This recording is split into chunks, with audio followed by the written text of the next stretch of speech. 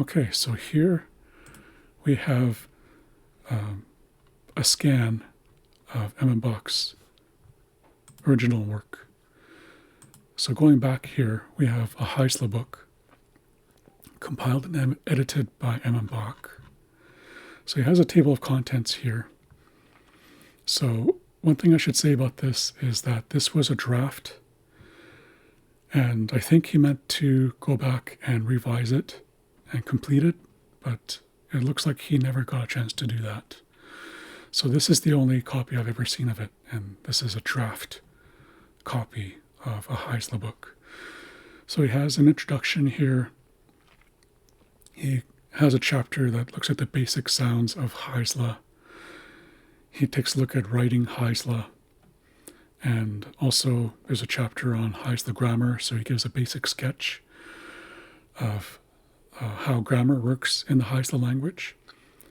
He talks about putting sounds together, so there's individual sounds that behave in a certain way, and those sounds affect each other when they're put side by side, so he talks about that in this chapter. Chapter 6 looks at making words, so he looks at how words are constructed in Heisler. He explains word structure. He has grammatical endings or suffixes that he looks at in chapter 7, and also sentence structure. So how words will change and how some words will get added in certain situations and certain contexts in sentences. He also has some appendices. So he looks at grammatical endings or suffixes. He has a root list. So Heisler words are built on root words. And he gives a list of different roots and their meanings. He has derivational suffixes. So he looks at some more suffixes in different situations. So things like counting suffixes. There's different ways to count in Heisler, so he gives examples of those, body parts, things like that. And he provides some conversational materials. So looking at different phrases they might hear in everyday conversations in Heisler. He has a list of references that he uses in this document and some vocabularies. So these are basically dictionaries. So he has an English to Heisler dictionary and then a Heisler to English. And you look here, he meant to include an index, but he never got around to adding it. So that's how we can tell that this is a draft and that it wasn't fully finished. So this is the root listing that I was talking about. So different root words that begin Heisler words. And he has the representation in Lincoln and Wrath. And he has a different representation beside that. And it gives basically an explanation as to what that root word means. And then these are some of the suffixes. So I was talking about before, he has different categories of suffixes. So when I was talking about these before, I talked about counting. So there's different ways of counting in Heisler. So p'na kind of means something like T or 20 in Heisler. And then p'na la tla is like or the day of the month, like the fourth or fifth day of the month, things like that. So you can see there's a lot of different suffixes that have to do with counting in Heisler. And then there's suffixes having to do with people, body parts, things like that. And this is his English to Heisler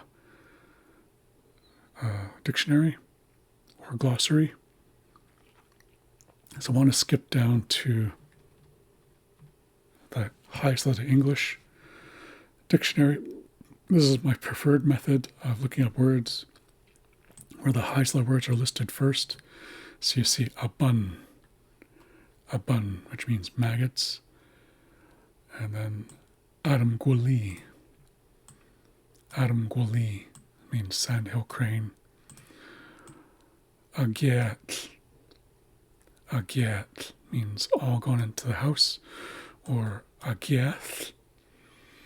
So there's different ways of basically this is the linguistic spelling where it ends with a TL, but when you pronounce it, this would turn into an LH or a tilted L in the hybrid orthography, and it would be a th sound. So that is a Isla book. Next is Wisinis Isla, beginning lessons 1 to 10 from 1995. So he has a note here to start. He has contents. So each of these lessons starts off with like a word listing or list of phrases, and then some explanations of different aspects of the language. So you can see there's 10 lessons. There's a spelling key. There's a summary of endings or suffixes. And then he has kind of a mini dictionary of English to Haisla and then Haisla to Kumksiwa Kiala. And that means English, or basically like the white man's language. Kumksiwa Kiala is what we refer to as English. So here's the first lesson. He has different examples of phrases. And there's recordings that go along with this. So there's 2 speakers. Each one will say this first phrase, and then Emmon Bach basically says, like, this means hi. And then the speakers will each say, we sinis hais la killa. And Emmon Bach will say that this means, let's talk Haisla. So there's about a page of phrases, and then there's a vocabulary based on the words that are contained in these phrases.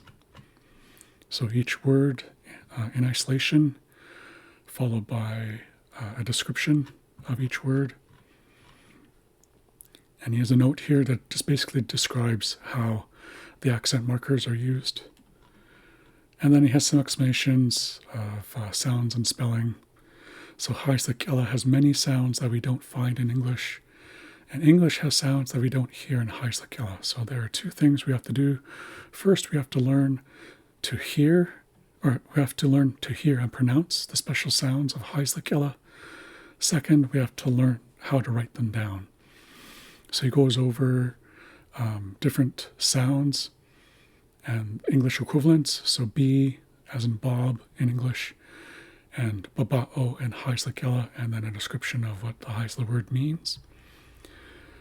So he goes through and explains the different sounds in Haisla Killa and how they're represented in writing. And he talks a little bit about how the Haisla language works. So this is an important point here. Verbs come first. So Haisla Killa is what we call a VSO language. So V meaning verbs, S meaning subject, O meaning object. And the endings come on the end. So here he's talking about suffixes. So we have root words, beginning the word, and then we have suffixes ending the words. These are really important points. I personally learned a lot from reading through this entire document. And he has cultural notes, so place names. So T'imot means place of snags.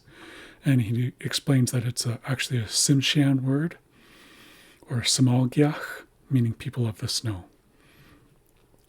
The word Haisla is the name for a site somewhere near the mouth of the Kitimat River. It means down the river or down channel. Clio Bay is called Guaxcalis. And MK Bay is called Zaqualisala.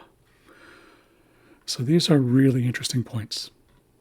So he has a lot of very useful information in each lesson, and then he has practice. So different exercises for practicing speaking and writing Haisla Killa. And then we have his draft dictionary. So you can see this is 207 pages. The section that I've chosen are what we call ejective P's. So he has the P followed by an apostrophe.